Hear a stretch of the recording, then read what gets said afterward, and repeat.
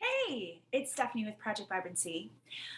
I wanted to record a quick video for you today because this is coming up over and over again in my Project Vibrancy Framework membership group, which is that if you're a woman in your 40s, 50s, or 60s, and you have been health conscious for years and have a great workout routine and eat relatively healthy food, but you are finding that you're losing progress, the same routine isn't working the same way for you anymore, and you're just kind of slowly gaining weight, even though you maybe have cut your calories down quite a lot and are finding that incredibly unpleasant, which, some people are cutting themselves down to 1,200 calories a day and trying to work out, and that is not sustainable, of course. So what is happening is that you are losing muscle, and that's incredibly common. We all lose muscle, men and women, really starting in your 30s, but it accelerates in your 40s, 50s, and 60s.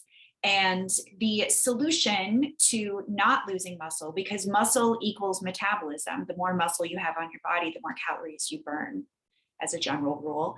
The secret is to make sure that you are eating enough protein to make your workouts work for you. So checking in on the amount of protein that you're eating is really important.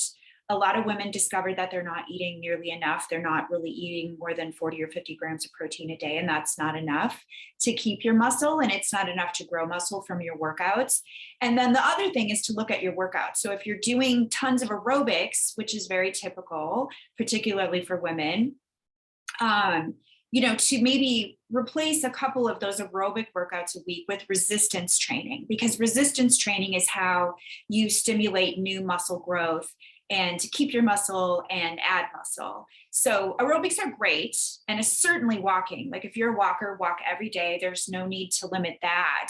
But if you're doing really intense HIIT workouts and cycling workouts, dance, running, then taking a look at those and maybe dialing them back to a couple times a week, and then making sure that you're resistance training 2 or 3 times a week and eating adequate protein is going to be how you prevent that muscle loss, and you prevent that weight gain creep, and where you get to a place where you could drop a few pounds if that's what you want to do as well. So just wanted to give that tip. I've been seeing it over and over and over again in the great conversations that I've been having over the last couple of weeks.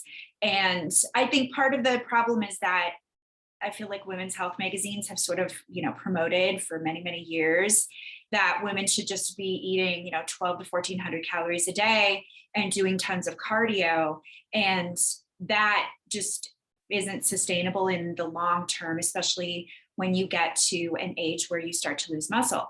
Got to protect that muscle. It's like gold. I mean, not just for metabolism, but also for mobility and strength and keeping your vitality. So we want to keep that muscle.